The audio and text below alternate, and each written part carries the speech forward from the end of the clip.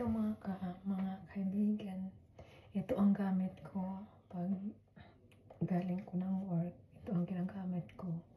Mag-ilamos muna ako ng sabon. Ito yung sabon kong papaya. Yan. Tapos ito yung panghuli. Bago ko matulog, ito ilalagay ko. Ito. Ang ganda-ganda nito sa mukha. Ayan o. Yan o. Yan, nalagay ko sa inyo.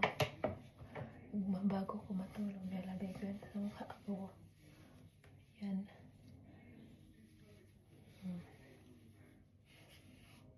Ayan. Bago ko matulog yan. Yan.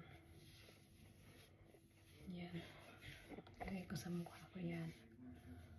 Yan. Bago ko matulog, nalagay ko sa mukha ko.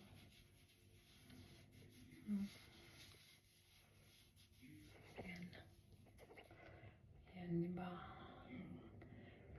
Yan ang ganda-ganda. Ayan.